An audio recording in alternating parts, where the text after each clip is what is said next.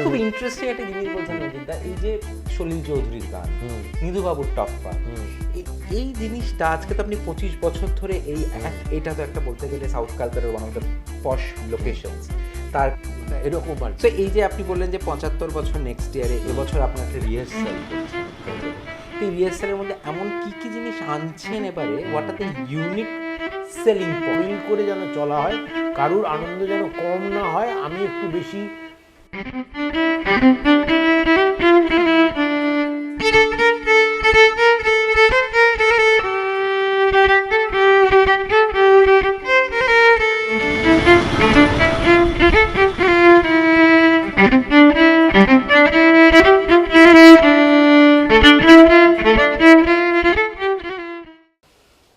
নমস্কার, টকাথন উইথ শুভদীপের আমি শুভদীপ বসু আজকে এসেছি একটা নতুন এপিসোড নিয়ে।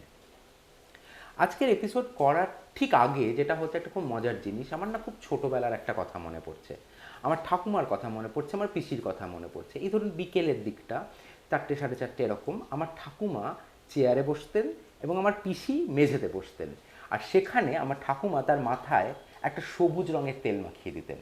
আমি তখন খুব ছোট, আমার খুব ইনকুইজিটিভ মাইন্ড থেকে আমি সেই তেলটা হাতে নিতাম, একটা সুন্দর সবুজ তেল, এবং সেটা একটা গন্ধ শুকতাম, আর সেটা ছিল কেওকার্পিন।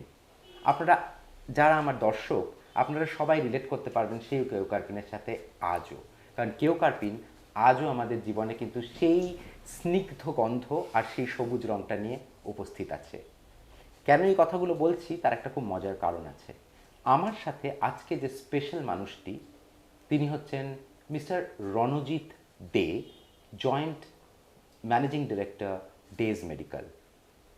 আমরা আজকে পুজোর আড্ডায় মিস্টার রণজিৎ দের সঙ্গে। নমস্কার রণজিৎ দা। নমস্কার শুভদীপ। মানে প্রথমে আপনাকে শারদ শুভেচ্ছা, অভিনন্দন। দুর্গাপুজো এসেই গেল, আর জাস্ট কটা দিন বাকি আছে, তো কি প্ল্যান, কি করছেন এবার দুর্গাপুজোতে? তোমাকেও জানাই, পাড়ার তুমি প্রেসিডেন্ট বলছি, তুমি বয়সে ছোট। হ্যাঁ নিশ্চয়ই। হ্যাঁ, আর আপনি তো পাড়ার প্রেসিডেন্ট, একটু পাড়ার পুজোর ব্যাপারে আপনার এবারের পুজোর প্ল্যান। খুবই আমাদের মানসিকভাবে আমরা একটু ভেঙে আছি কয়েকটা মানে কয়েকটা ঘটনাতে জানি, তো তবুও তো আমাদের পুজো আসছে, মা আসছেন, এটা তো চলবেই, জীবন্ত জীবনের মতন চলবে। তো কি ভাবছেন এবারে পুজো? না, আমরা পুজোর ভাবনা চিন্তা তো অনেক আগে থেকে শুরু হয়ে যায়, তো 4-5 মাস আগে থেকেই সব ব্যবস্থা করতে হয়। তো আমরা যেরকম প্রত্যেক বছর করি সে বছরই এবারও সেরকমই করছি, মানে বিশেষ কিছু নয়, তবে একটু বিশেষত্ব আছে। প্রথম একটা কথা উঠেছিল যে আমাদের ঠাকুর যেটা প্রত্যেকবার হয়, বেশ বড় ঠাকুর হয়, কিন্তু ট্র্যাডিশনাল ডাকের সাজের ঠাকুর, বেশ বড় ঠাকুর। তো আমাদের ঠাকুরটা ভালো হয়, কিন্তু এমনি আদারওয়াইজ পুজো হিসেবে আমরা একটা মিডিয়াম বাজেট পুজো, প্যান্ডেল মোটামুটি সবই মোটামুটি বলা উচিত, কিন্তু যাই হোক ভালোভাবে আমরা পুজোটা করার চেষ্টা করি। তো এবারে আমাদের সব সদস্যদের মধ্যে একটা অনেক দিনের ইচ্ছে ছিল যে একটু অন্যরকম কিছু আমরা করি। তার একটা কারণ আছে, কারণ নেক্সট ইয়ারে হচ্ছে আমাদের 75 বছর।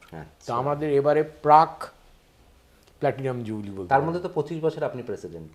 হ্যাঁ 25 বছর আমি আছি। হ্যাঁ, তো এনিওয়ে, তো সেই প্রাক জয়ন্তীতেই আমাদের একটু রিহার্সালের মতন করে, তো আমরা এবারে ঠিক করলাম ঠাকুরটা একটু অন্যরকম কিছু করি। মানে সনাতন মূর্তি নাকি? না, বলছি প্যান্ডেলটাও একটু অ্যাকর্ডিংলি একটু অন্যরকম। তো একটা অদ্ভুত যোগাযোগ, একটি ছেলে, সে একটি মানে ইয়াং ছেলে, সে কলকাতার বাইরে থাকে, তার হবি হচ্ছে মিনিয়েচার ঠাকুর তৈরি করা।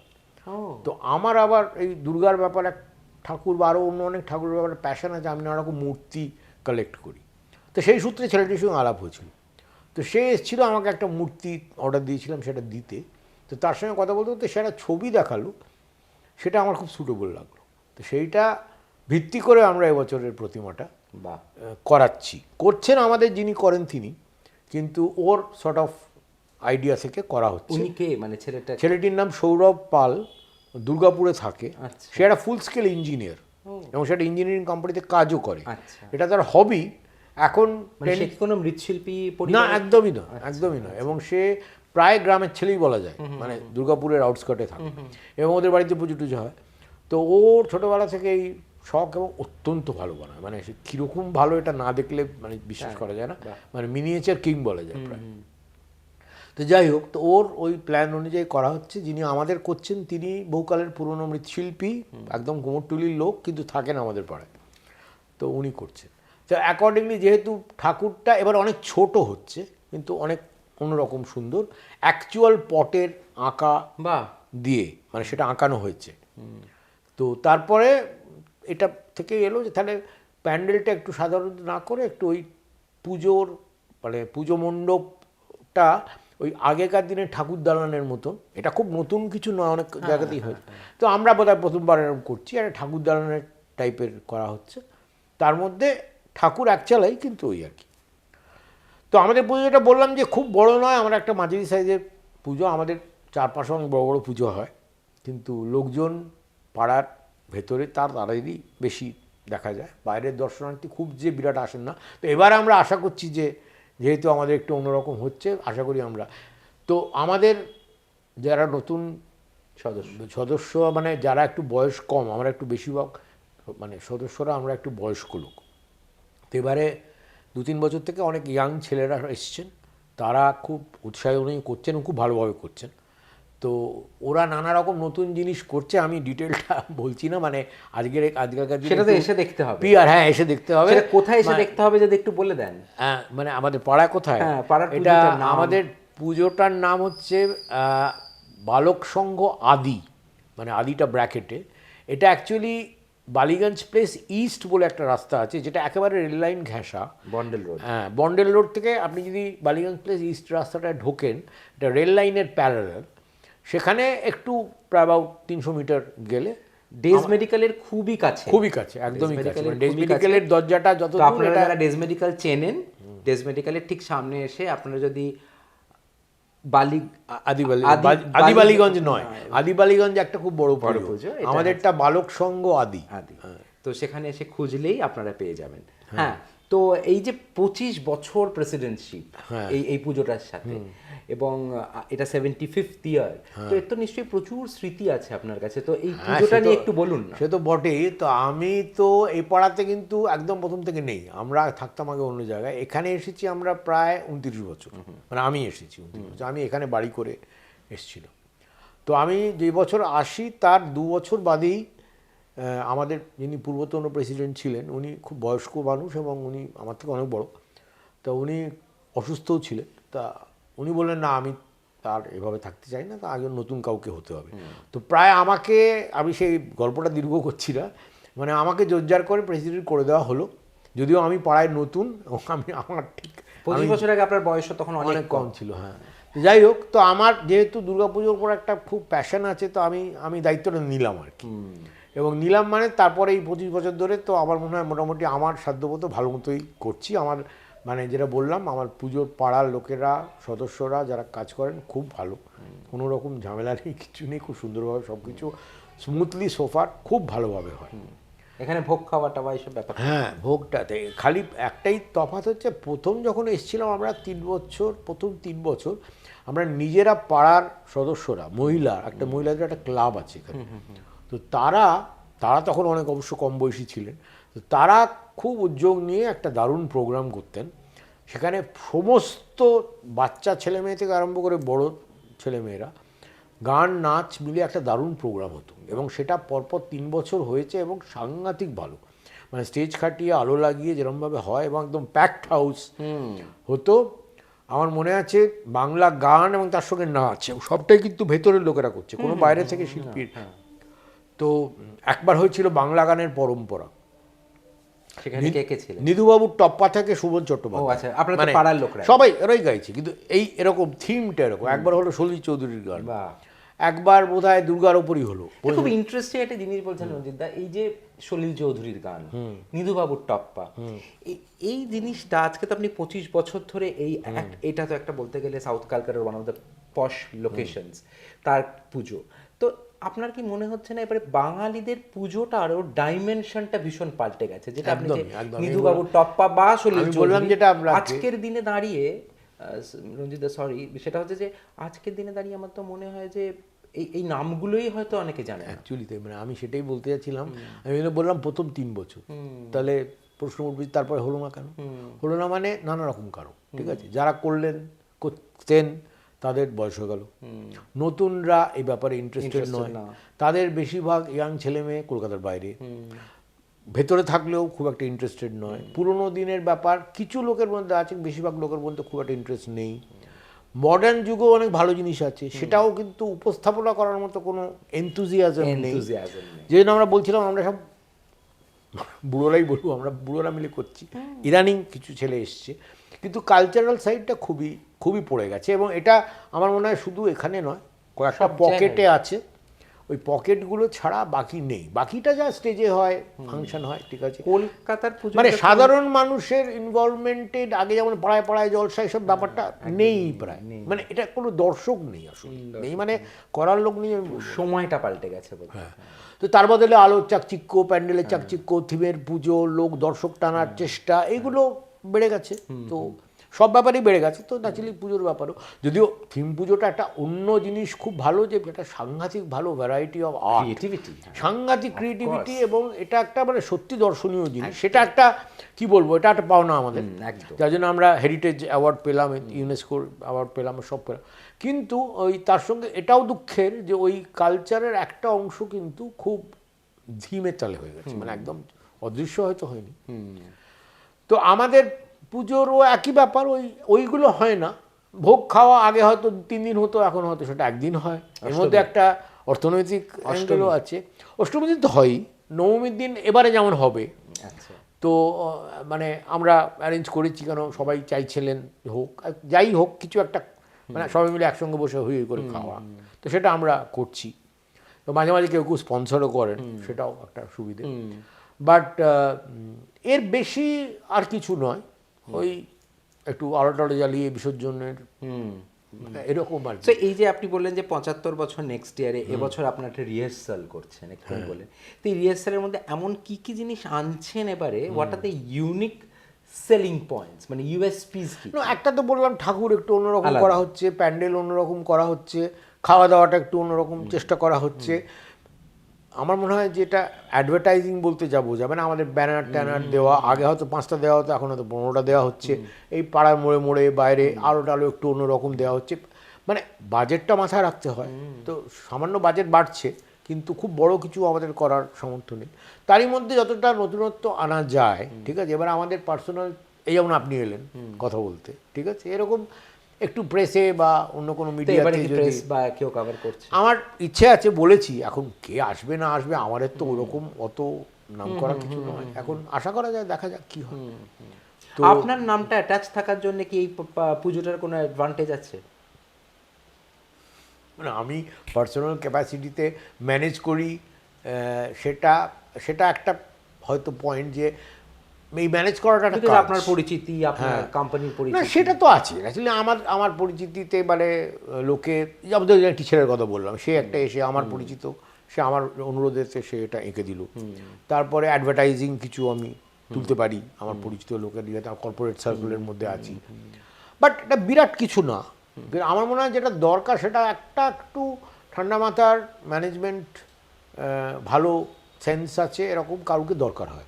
এবং তার সঙ্গে হিসেবপত্র এসবগুলো করার জন্য আরেকজন, মানে তো আমাদের সেই এসেনশিয়াল টিমটা আছেন, বাট খুব লিন টিম। মানে আপনাদের একজন পুজোর ব্যাপার দেখেন, একজন হিসেবপত্র দেখেন, সেক্রেটারি তো আছেন, সবই দেখেন। চাঁদা তোলা কনসেপ্টটা এখন এখানে হ্যাঁ, আছে, যে বাড়ি বাড়ি গিয়ে একদম বাড়ি বাড়ি গিয়ে চাঁদা তোলা হয়, কিন্তু তার সঙ্গে এটাও আছে, বাড়ি বাড়ি গিয়ে ভোগও দেওয়া হয়। সেটা এখন বসিয়ে ভোগ না বসিয়ে হয়, ইদানিংকালে আমরা একটু রেস্ট্রিকশন করেছি, যে ওই যারা একটু বয়স্ক লোক আসতে অসুবিধা আছে তাদের দিই, বাকিদের বলা হয় যে এসে নিয়ে যেতে। কিন্তু কেউ অনুরোধ করলে আমরা গিয়ে দিয়ে আসি, এবং সেটা হাসি মুখে লোকে যায় গিয়ে দিয়ে আসি। অনেকে চাঁদা যখন দেয়, লোকের একটা এক্সপেকটেশন থাকেই যে আমি বয়স্ক লোক যেতে পারছি না ইত্যাদি। তো না, আমাদের ওই ভালো জিনিসের মধ্যে যে কালচারগুলো, প্রত্যেকের বাড়ি গিয়ে বলা, চাঁদা তোলা, কোনো রকম চাঁদা নিয়ে কোনো রকম জুলুমবাজি নয়, কিচ্ছু নয়, ভালোভাবে হয়। এভরিবডি ইজ ওয়েলকাম, পাড়ার মধ্যে সবাই ওয়েলকাম, প্রত্যেকে আসেন, সবাই মিলে আমরা একসঙ্গে বসে, মানে জাতি বর্ণ কিছু, হ্যাঁ একদম কিছু ব্যাপারটা, সবাই একসঙ্গে বসে খুব আনন্দ করে পুরো পুজোটাই, মানে সে পুজো ভোগ খাওয়া কেন, অষ্টমী অঞ্জলি দেওয়া, আরতি দেখা, যদি গান বাজনা হয় গান বাজনায় পার্টিসিপেট করা। এইটা খুব ইন্টারেস্টিং কথা। হ্যাঁ। এইটাতে আমি একটু আসতে চাই। আপনি যেহেতু একটু পুরোনো দিনের মানুষ, আপনি প্রেসিডেন্ট, এই যে একটু আগে যেটা বলছিলাম যে পুরোনো গান জলসা, এই জলসা কি আপনারা একটু ফিরিয়ে আনতে চান না? খুব ভীষণভাবে ফিরিয়ে আনতে চাই। আমাদের এই উদ্বোধনের দিন এটা হতো আগে। তো আমরা বিজয়া সম্মিলনীও করেছি একবার, কিন্তু মুশকিল হচ্ছে যে আগে যারা ওই গান বাজনাটা করতো পাড়ার লোকেরা, ছেলেরা মেয়েরা মানে ইয়াং, তারা এখন আর সংখ্যায় এত কমে গেছে, কাজে ব্যস্ত, কেউ বাইরে ইত্যাদি, এটা হয়ে উঠছে না। মানে শিল্পী, ধরুন বাইরের শিল্পী। হ্যাঁ, সেটা আমরা ঠিক ফ্র্যাঙ্কলি খুব একটা চাই না। দ্বিতীয় কথা হচ্ছে খানিকটা অ্যাফোর্ডও করতে পারি না, আর ওইটার দর্শকও খুব একটা হয় না। মানে আমাদের পাড়াটা ছোট বলে আপনি একটা নামী শিল্পীকে আনলেন, তখন তার সামনে যদি যা স্কুলটা লোক বসে থাকে তখন সেটা ভালো দেখতে লাগে না। সুতরাং সেটাও একটা পয়েন্ট। তো আপাতত আমাদের বাজেটেও খুব একটা মানে আমরা সংস্থান রাখি না, কেন মানে আমাদের অন্য জিনিসের খরচা এত বেড়ে গেছে, তো সেটা খুব একটা হয়ে ওঠে না। নিজেরা করলে হতো, তো সেটা এবারে যেমন অনুরোধ করা হচ্ছে, হয়তো একটা ছোট আকারে কিছু হবে, কিন্তু মানে সমস্তটাই রাখা হচ্ছে নেক্সট ইয়ারে, যেহেতু কিন্তু এইটাও এগুলো ভীষণভাবে জড়িত, হ্যাঁ, খুবভাবে জড়িত।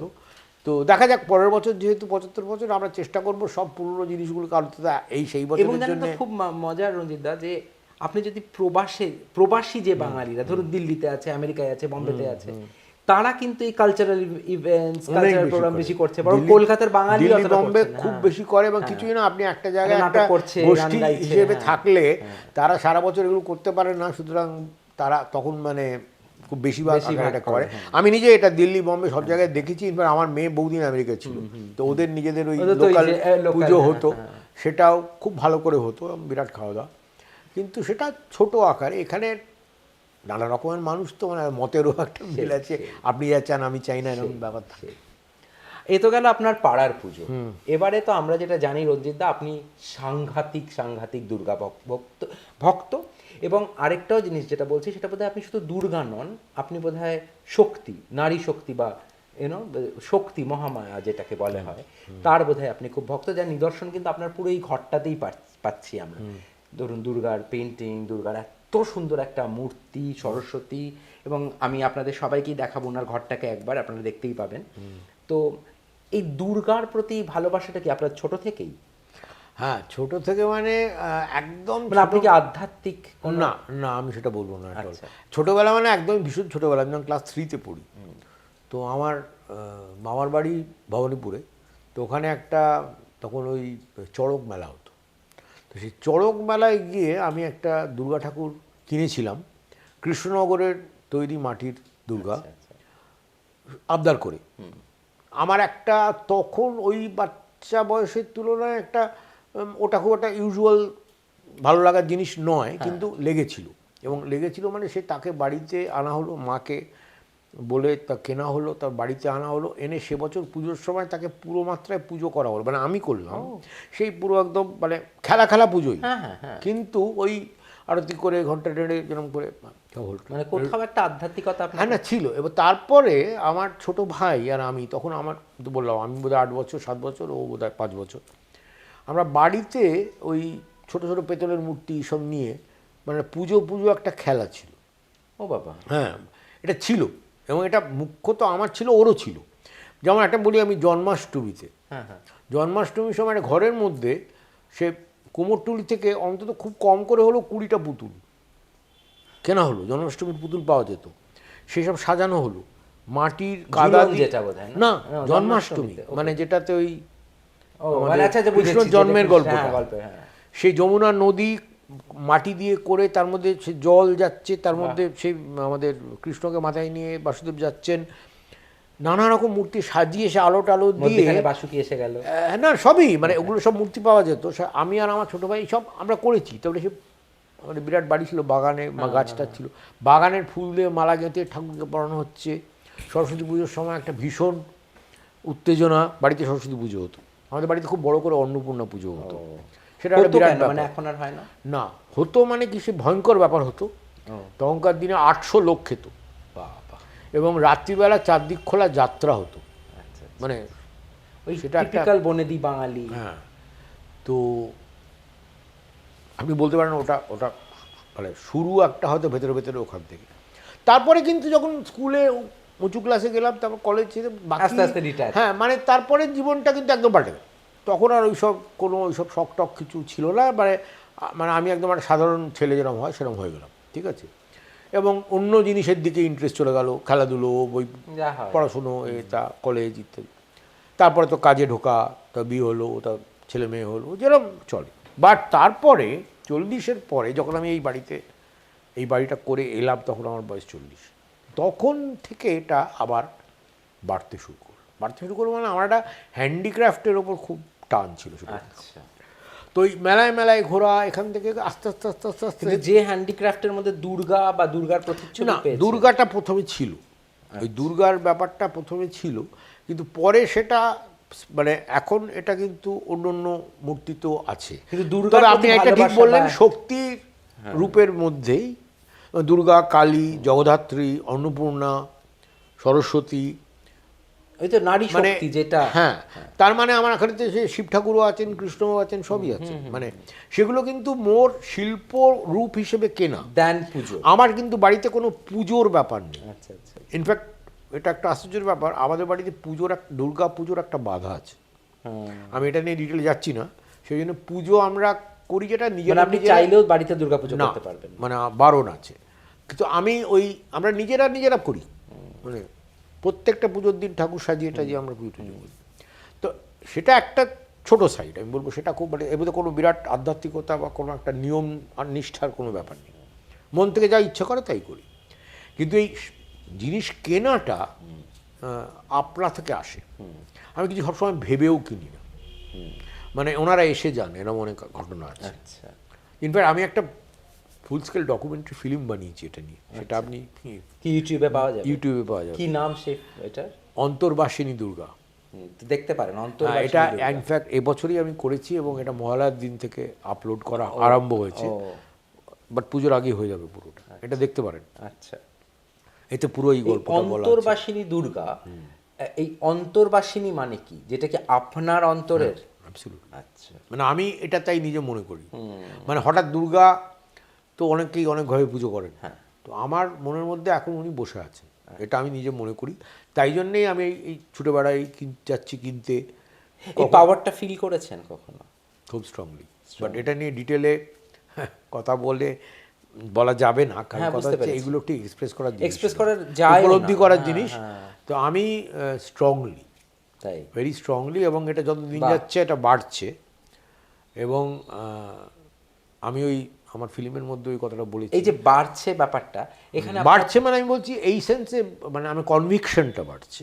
আমি সায়েন্সের ছাত্র তো, এবং আমি সায়েন্সের ব্যাপারে ডাইকোটমি, মানে যে আপনি সায়েন্সের ছাত্র। হ্যাঁ, এই পড়াশুনোটা আবার সায়েন্সের দিকে খুব বেশি রকম, পরের দিকে আরও অন্য জিনিসের টান হয়েছে, কিন্তু সেটা খানিকটা হয়তো বয়সের জন্য। কিন্তু প্রথম দিকে আমি মানে গল্পের বই ছাড়া নন ফিকশানে প্রচুর সায়েন্টিফিক বই পড়তাম, এখনও পড়ি, এবং সেটা আমার সাবজেক্ট বলে কিছু না, অনেক কিছু। আপনার সাবজেক্ট কি? আমার সাবজেক্ট বায়োকেমিস্ট্রি। বায়োকেমিস্ট্রি। কিন্তু আমি যেমন ফিজিক্সের কোয়ান্টাম ফিজিক্স, নিউক্লিয়ার ফিজিক্স, যেটা খুব উচ্চতরের ব্যাপার, তো আমি যত কোয়ান্টাম ফিজিক্স পড়ি তত রামকৃষ্ণ পড়ি। মানে আপনি এক কথায় বললেন অনেক কিছু কথা বলতে পারি। তো এটা নিয়েও আমি একটা কথা বলেছি, ওই ফিল্মের মধ্যে আছে, সেটা আপনি আমার জন্যও বলুন সেম কথা। এটা মানে কথা ওরকম কিছু না, মানে আমি এটা খুব স্ট্রংলি বিলিভ করি, even with my background of science, যেটা হচ্ছে এটা, মানে যেটা হওয়ার জন্য অন্য থিওরি যেটা, সেটা হচ্ছে সব আপনা থেকে হচ্ছে। ডারউইনের এভলিউশন, বিগ ব্যাং থেকে মহাবিশ্বের সৃষ্টি, এগুলো সব আপনা থেকে হচ্ছে। খুব ডিপলি আপনি যদি যান, যে কমপ্লেক্সিটিটা আমি দেখি, এটা আমার পক্ষে বিশ্বাস করা শক্ত না। আমি আমার কথাই বলছি যে এটা আপনা থেকে হচ্ছে না। Everything is ডেস্টিন, pre planned, directed, সেটাই বলার চেষ্টা করেছি। এর থেকে বেশি বলতে গেলে অনেক কিছু বলতে হবে সেটা। বাহ, ইটস ভেরি ইন্টারেস্টিং। আপনার সাথে তো ওটা নিয়েই একটা এপিসোড করে নেওয়া যায়। হ্যাঁ, না, এটা নিয়ে আমি আমার ফিল্মের মধ্যে কিছুটা কথা বলেছি। আচ্ছা, আপনি ওটা দেখতে পারেন, আচ্ছা, খানিকটা বুঝতে পারবেন। এবং আমি একটা খুব সুন্দর এক্সাম্পল দিই, সেটা আমি এখন বলবো না, কিন্তু একটা খুব এভরিডে এক্সাম্পল দিয়েছি, যেটা অনেকেই জানেন, সেটা খুব অ্যাপ্ট মনে হয়েছে আমার।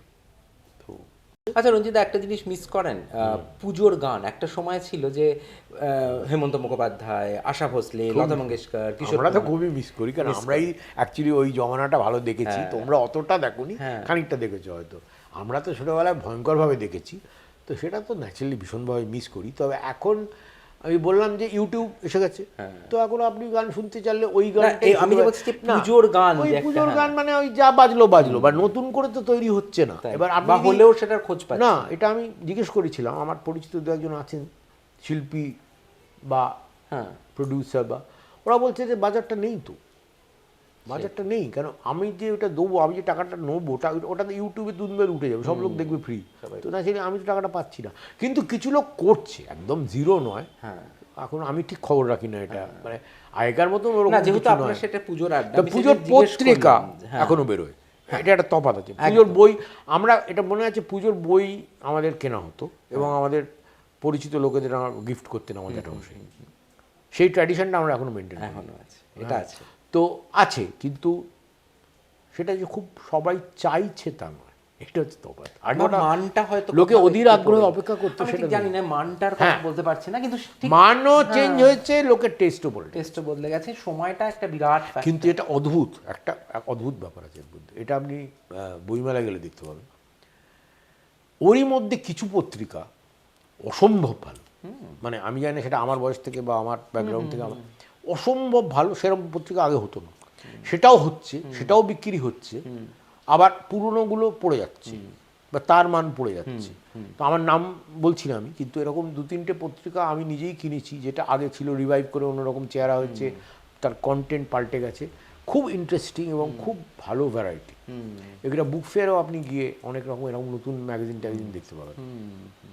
তো আমি কিছু লোকের সঙ্গে এই দুর্গার সংক্রান্ত ব্যাপারেই কথা বলতে বলতে গিয়ে অনেক রকম ক্লু পেয়েছি। তার থেকে অনেক অনেক ইন্টারেস্টিং বই, মানে সাংঘাতিক ভালো ভালো বই। এই যে রিভাইভ করার কথা থেকে রঞ্জিতদা, যেটা মানে আপনাকে জিজ্ঞেস না করেই পারছি না, সেটা হচ্ছে যে কেও কার্পিন, যেটা নিয়ে একটু আগে মানে আপনার ইন্ট্রোডাকশনের সময় আমি যেটা বলছিলাম, যদি কেও কার্পিন বলতেই একটা লাইট গ্রিন কালারের তেল, একটা সুন্দর সুগন্ধি এবং খুব পুরনো একটা নস্টালজিয়া, তাই তো?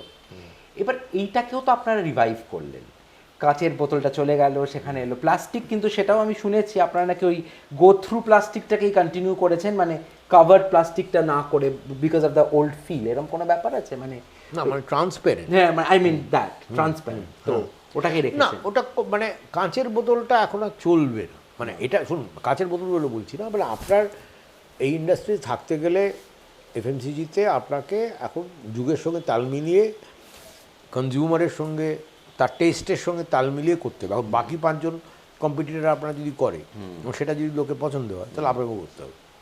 তো সেটা আমরা অনেকদিন কাঁচের বোতল ছিলাম, তারপরে সবাই চেঞ্জ করেছে, আমরাও চেঞ্জ করেছি। তো এই চেঞ্জটা কিছু খারাপ না।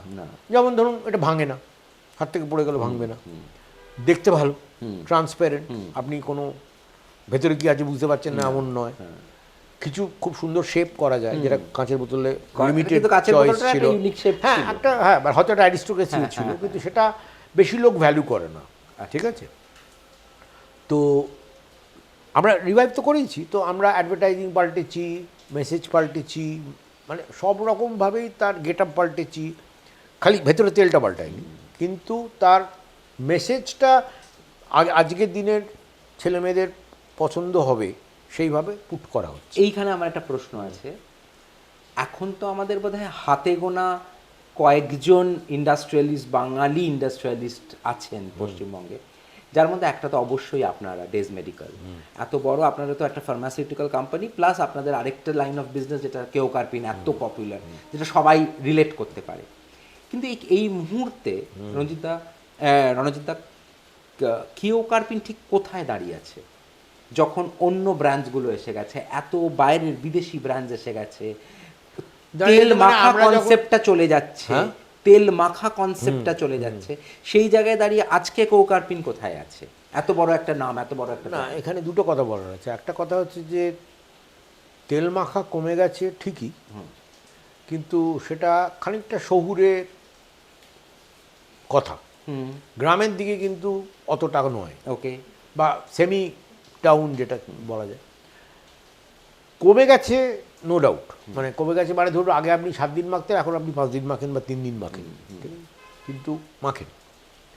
এবার লোক সংখ্যা বেড়ে গেছে, একদিকে যেমন ফ্রিকোয়েন্সি নেমে গেছে, ওদিকে আবার লোক সংখ্যা বেড়ে গেছে, সুতরাং So volume is there. তো ব্যাপারটা হচ্ছে মার্কেটটা কিন্তু ছোট হয়নি, কিন্তু হাইপার কিন্তু কম্পিটিশন মার্কেটটা যদি কথা বলছি 10 বছরে যদি ডবল হয়, তো নাম্বার অফ কম্পিটিটর সেখানে 4 গুণ হয়ে গেছে। তাই তো। তো আগে আমরা যখন ছিলাম, আমার পরিষ্কার মনে আছে, আমরা বোধহয় 6টা নাম, আমার যদি মনে পড়ে যে 83-তে আমাদের রিভ্যাম্প, 6টা নাম।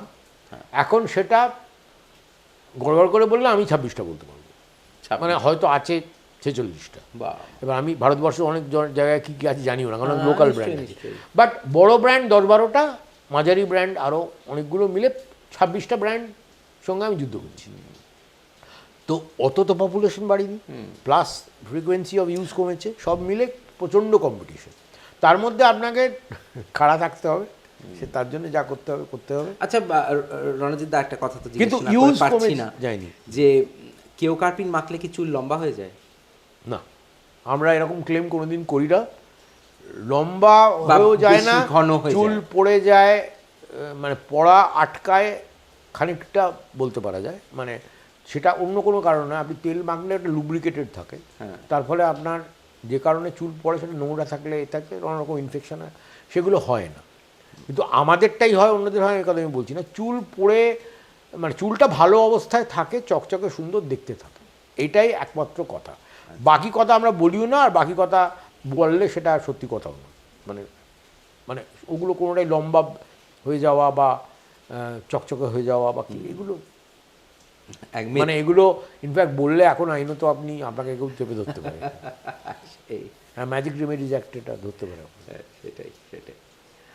আর এখন আপনার কি মনে হচ্ছে, how is the scenario, overall ব্যবসার সিনারিওটা কীরকম দেশ মেডিকেলের, কোথায় নিয়ে যাচ্ছে? না দেখুন, সিনারিও আমরা তো এখনও স্টেবল, আমরা ফাইন্যান্সিয়ালি হেলদি, আমাদের বছর বছর গ্রোথ হচ্ছে, কিন্তু ডিজায়ার্ড লেভেলে নয়, অফকোর্স, মানে পার্সেন্টেলটা কমে যাচ্ছে। হ্যাঁ কমে যাচ্ছে। কিন্তু আমরা ওই যেটা বললাম, আমরা দাঁড়িয়ে আছি, আমরা শক্তপোক্ত ভিতের ওপর আছি, এবং আমরা ফাইন্যান্সিয়ালি খুব ইন্ডিপেন্ডেন্ট। আমাদের ব্যাংক লোন টোন খুব কম, প্রায় নেই বললেই চলে। আমরা যদিও পুরোটা ফ্যামিলি কন্ট্রোল বিজনেস, কিন্তু কমপ্লিটলি প্রফেশনাল। আমরা দুজন ফ্যামিলির বলতে আমরা দুজন ভাই, আমি, আমার দাদা, এবং আমাদের নেক্সট জেনারেশনে 2-3টি ছেলে মেয়ে আছে। বাট মেজর দায়িত্বটা সামলান আমাদের বাইরের প্রফেশনালরা, তারা অনেকে পুরনো, অনেকে নতুন, লোকে যাচ্ছে আসছে। সো একটা কমপ্লিটলি প্রফেশনাল সেট আপে আমরা চলছি, এবং সেইভাবেই চলবো। এবং আমরা ওই বাড়ির লোক থাকুক কি না থাকুক কি, এসব কোনো ফ্যাক্টর না। আমরা আপনাকে একটা কর্পোরেট হাউস হিসেবে চলতে হবে। ইনসিডেন্টালি আমরা হয়তো তার ফ্যামিলি কন্ট্রোলড হতে পারে। এই আপনাকে খুব প্রফেশনালি চলতে হবে, মানুষকে নিয়ে চলতে হবে, ভালো ট্যালেন্ট রিক্রুট করতে হবে, ভালো প্রোডাক্ট দিতে হবে, প্রোডাক্টকে মেনটেন করতে হবে, প্রোডাকশানের স্ট্যান্ডার্ড রাখতে হবে। মার্কেটিংটা হচ্ছে আসল যুদ্ধ, সেইটা ব্র্যান্ডের ইমেজকে তুলে ধরে রাখতে হবে এবং রেলেভেন্ট রাখতে হবে, এবং আপনাকে যেন লোকে মানে চায়, মানে আপনি জাস্ট আছেন ইজ নট এনাফ, মানে পিপল শুড ক্রেভ ফর, না আমি কেউ কাপিন চাই। এবারে আপনি যেমন আমরা ছেলেরা বলছি, আমি একটা সাবান চাই, আপনি তো গেলেন, বললেন একটা সাবান দাও, একটা মোটামুটি দাম 4-5টা ব্র্যান্ড আমি নামে একটা সাবান দিলাম। এখন কিন্তু তার নয়, এখন হচ্ছে আমি এইটা চাই, এক্স চাই তো এক্সই চাই, ঠিক আছে। আর in fact it has nothing to do with gender. এবার আগে ছেলে মেয়ে এখন কিন্তু না, আলাদা, ছেলে মেয়ে শুধু নয়, বয়স্ক বাচ্চা আলাদা, বাড়িতে 4টে মেম্বার 4 রকমের, ঠিক আছে। এবং কেউ কারুরটা ব্যবহার একদিনের জন্য করবে না। আমি হয়তো সেই 40 বছর আগেকার ব্র্যান্ড এখন ইউজ করছি, আমার নাতনি অবভিয়াসলি করছে না, নিশ্চয়ই, তো কিছু করার নেই। তো এইভাবে ব্র্যান্ডের নতুন নতুন ব্র্যান্ডের এন্ট্রি পয়েন্টও তৈরি হচ্ছে। আবার আমার পজিশনটা খুব টাইট হয়ে যাচ্ছে, মানে পুরনো, আমি যদি পুরনো থাকি, তো হরবকর তো বদলানো যায় না, বাট হোয়াট এভার চেষ্টা করা হচ্ছে। খুব খুব ভীষণ কম্পিটিটিভ, এবং তাই জন্য অনেক ছোট কোম্পানি, ছোট ব্র্যান্ড হারিয়ে যাচ্ছে। আচ্ছা। আর রণজিৎ, পুজোর সময়টা ফ্যামিলির সাথেই থাকছেন, এই বছর? পুজোর সময় এবছর বলে না, আমি পুজোর সময় আজ অব্দি অন রেকর্ড কোনোদিন পুজোর সময় কলকাতার বাইরে যাই না, আমার যেতে ভালো লাগে না। এবং আমি প্রচণ্ড পুজোর সময় ঘুরে বেড়াতাম। তো আমাদের তো বাড়িতে পুজো হয় না, সুতরাং আমি প্রচণ্ড বাইরে ঘুরে বেড়াতাম, ঠাকুর দেখা। কিন্তু সেটা এক একটা বয়সে এক এক রকম, মানে ছোটোবেলায় বন্ধুদের সঙ্গে, তারপরে ফ্যামিলির সঙ্গে, তারপর বন্ধুরা তাদের ছেলেমেয়েরা তাদের নিয়ে। এখন যেমন মাঝে কিছুদিন ছিল আমি যেতাম খালি পুরনো বনেদি বাড়িগুলো ভালো লাগতো দেখতে, ওইখানে যেতাম, গিয়ে 4-5টা গেলাম, রাস্তায় হাঁটলাম। কিন্তু আমার ওই খুব ঠাসাঠাসি নয়, বাট মোটামুটি ভিড়ের মধ্যে হাঁটতে খারাপ লাগে। উত্তর কলকাতায় যাই, একদিন তো যাই, ওই বনেদি বাড়িগুলো ঘুমাই, আমাদের চেনা পরিচিত আছে। না, কলেজ স্কোয়ার তো একটা পাবলিক পুজো, না পাবলিক পুজো ওই হয়তো রাস্তায় যেটা পড়লো, কিন্তু খুব দেখতে যাই বনেদি বাড়ির কোনো একটা বাড়িতে যাবো বলে, রাস্তায় হয়তো আরেকটা কিছু দেখা হলো, সেটা আমাদের কিছু গিয়ে একটু পরিচয় হয়ে গেছে, মানে যাওয়া যায়। এগুলো খুব ইন্টারেস্টিং। বাইরে খাওয়া আগে হতো, তবে রোজ নয়। যেমন অষ্টমীর দিন আমাদের নিরামিষ আমরা বাড়িতেই খাই। আচ্ছা। নবমীর দিন কখনো বাইরে কখনো ভেতরে। মাটনের ব্যাপার নেই? নবমীর দিন বাড়িতে খেলে অবশ্যই মাটন, বাইরে খেলেও মানে আমিষ খাওয়াই। তো আগেকার দিনে তো চাইনিজ খাওয়া হচ্ছে নানা রকম হতো। তো এটা যখন ছেলেমেয়েরা ছোটো ছিল, এটা হইচইটা আরও বেশি হতো। এখন তো বয়সের কারণে বিভিন্ন রকম হয়। যেমন আমার মেয়ের বাড়িতে পুজো হলো, মানে ও যেখানে থাকে শ্বশুর বাড়ি, সেটা আবাসন একটা, সেখানে পুজো হলো, তো সেখানে গেলাম। তো সে আবার সেখানে আটকে আছে, আবার আরেকদিন হয়তো বেরোনো হলো, আমার নাতনিদের নিয়ে একদিন বেরোলাম। তো এরকম এখন নাতনিদের দিয়ে বেরোচ্ছি, মানে একসময় বন্ধুদের নিয়ে বেরোতাম। তো তবে থিমের পুজোটা হওয়ার পরে আমার একটা প্রচণ্ড ইন্টারেস্ট ছিল, আমি বহু বছর ক্যামেরায় ক্রিয়েটিভিটি, থিমের পুজোগুলো ছবি তুলেছি প্রচুর, মানে দেখতে গেছি প্লাস ছবিও তুলেছি। আমি একাও ঘুরেছি প্রচুর, কারণ সবাই তো একরকম চায় না, আমাদের মেয়েরা হয়তো বাড়িতে বসে আড্ডা মারছে।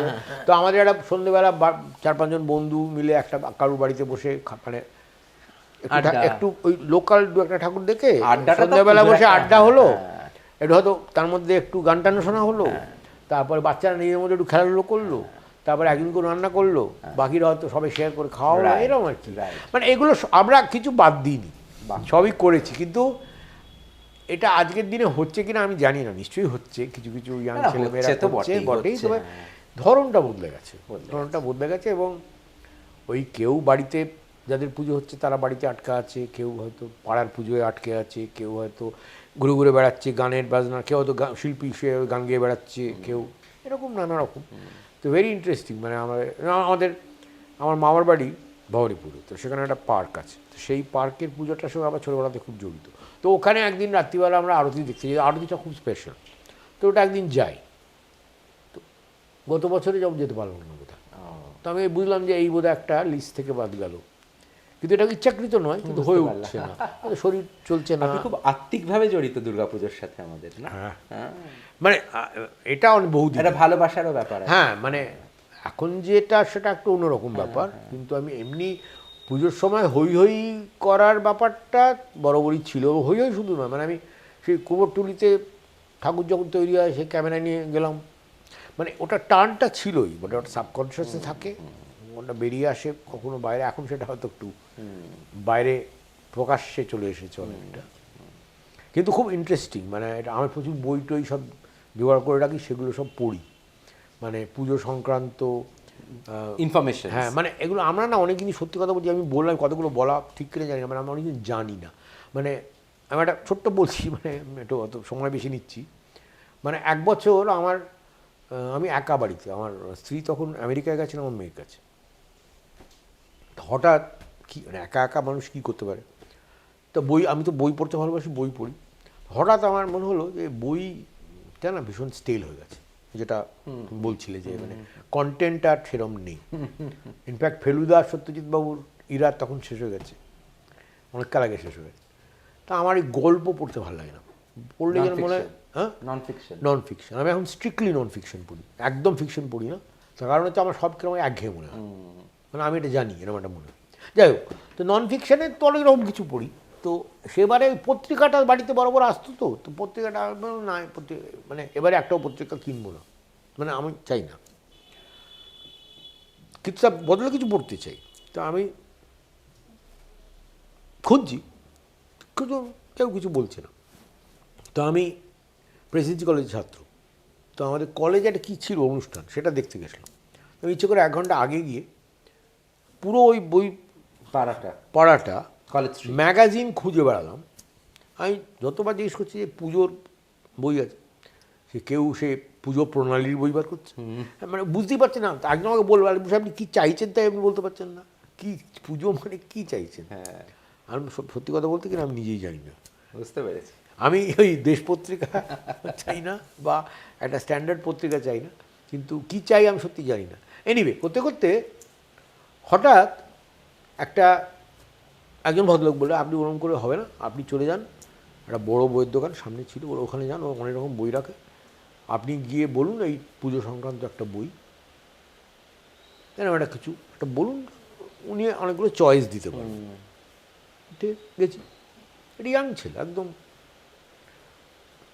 সে ঠিক সেলসম্যানও নয়, মানে একটু বোধহয় ম্যানেজমেন্টেরই। তা আমি গিয়ে বললাম, তা আমি বললাম হ্যাঁ আছে, আমি তো 2-1টা দেন। একটা বই নিয়ে এলো, বইটা সুধীর চক্রবর্তীর লেখা, অসাধারণ ভালো বই। আমি বইটা একটা মাঝখান থেকে একটা পাতা উল্টে, আমি আর বইয়ের একটু গন্ধ পাই, মানে আমার কি ভালো লাগবে আমি বুঝতে পারি। তো বইটা উল্টে আমার ভয়ঙ্কর ভালো লাগবে, ইলাস্ট্রেশন দেওয়ার দারুণ বই। আমি বললাম এইটাই চাই, তক্ষুনি কিনে ফেললাম। এবং সে বইটা একটা সাংঘাতিক প্রাইজড পজেশন আমার। পরে সুধীরবাবুর সঙ্গে আলাপ হয়েছিল আমার, আমি ওকে দিয়ে অটোগ্রাফ করিয়ে নিয়েছিলাম ওটা। যাই হোক, তো এই বইটা আমি পেলাম, এখন আমি জানি না যে এরকম একটা বই আছে। সেই বছরই এটা হলো পুজোর সময় বা পুজোর আগে, পুজোর পরে একটা পত্রিকা ডিসকভার করলাম, সাংঘাতিক ভালো পত্রিকা। মানে আমি যা চাই এক্স্যাক্টলি ঠিক সেই ধরনের আর্টিকেল, প্রবন্ধ দিয়ে তৈরি করা, কিন্তু পুরোটা পুজো সংক্রান্ত, কিন্তু তার মধ্যে হিউজ ভ্যারাইটি। তো তার সম্পাদক এখন আমাদের খুব ক্লোজ, মানে সে ছেলেটিও দারুণ ছিল। তো এগুলো হচ্ছে তৈরি, কিন্তু আমি মোটামুটি তো একটু তাই ঘুরে টুরে বেড়াই, এই ব্যাপারে খোঁজ রাখি। আমি তাদের নাম অবধি শুনি, তাহলে কত কিছু আছে ভাবুন যে আমি জানি না। ঠিক আছে, তো এখন সেই খোঁজটা বাড়িয়েছি। এরও খোঁজ রাখলে কী হয়, লোকে বলে, তখন মানে যেখানে আপনি যাবেন সেখানে খুঁজতে যাবেন, ভালো লাগে, সময় কাটে। তো পুজোর আড্ডা তো রণজিৎদা হলো আপনার সাথে, সত্যি খুব ভাল লাগলো, কত কি জানলাম। এবং খুব ভাল লাগলো এই যে আপনার যে দুর্গার প্রতি এত শ্রদ্ধা, ভালোবাসা, আত্মীয়তা যেটাকে বলা যায়, তো সেটা সত্যি সেই জন্য এই পুজোর সঙ্গে জড়িয়ে থাকতে ভালো লাগে। এই যে লোকজন আসছে, এবং আপনি 25 বছর ধরে হচ্ছে, এমনি তো তো সে তো নিশ্চয়ই নিয়ম মেনে শুধু থাকা যায় না, একটা ভেতর থেকে। আবার উল্টো দিকে আপনি একটা এত বড় সংস্থার আপনি জয়েন্ট ম্যানেজিং ডিরেক্টর, তো সব মিলিয়ে আপনার তো এখন মানে আপনি তো এখন দুর্গাপুজোর দিকে তাকিয়ে আছেন, সেই গেল মহালয়ার পরে অফিস বন্ধ। তো ব্যাপার হলো যে আপনিও ভালো থাকবেন, কিন্তু যাওয়ার আগে আপনি টকাথন উইথ শুভদীপের দর্শকদের কিছু একটা বলে দিন। না, আমার নতুন করে কিছু বলার নেই, আমি খালি এটা বলবো যে আমাদের এটা একটা খুব ঐতিহ্যের বিষয়। দুর্গাপুজোটা আমাদের একটা ভেতর থেকে আসে, আত্মার বন্ধন একটা আছে, একটা উৎসবের এনভায়রনমেন্ট আছে, একটা মানুষকে একসঙ্গে নিয়ে একটা চলবার একটা প্রেরণা দেয় এই পুজোটা। এই জিনিসটা যেন বন্ধ না হয়, এই জিনিসটা যেন এরকমই প্রবাহমান থাকে, সেটার জন্য সবাই চেষ্টা করা উচিত। সেটা আমি পুজো করছি কি ঘুরে বেড়াচ্ছি কি রান্না করছি সেটা ইম্পর্টেন্ট নয়, কিন্তু এই কালচারটা আমরা যেন হারিয়ে না ফেলি এবং এটাতে সবাইকে সামিল করে যেন চলা হয়, কারুর আনন্দ যেন কম না হয়। আমি একটু বেশি ক্ষমতাশালী বা আমার একটু হয়তো আর্থিক দিক থেকে সুবিধে আছে বলে আমি একটু বেশি আনন্দ করলাম, অন্য লোকে কম করলো, এটা না করে সবার সঙ্গে ভাগ করে নিলে বোধহয় ভালো লাগবে।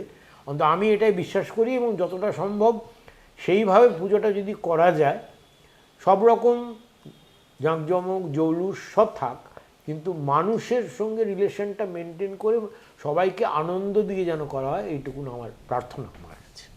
অশেষ অশেষ ধন্যবাদ। পুজো আপনারা যেন ভালো কাটে। নমস্কার।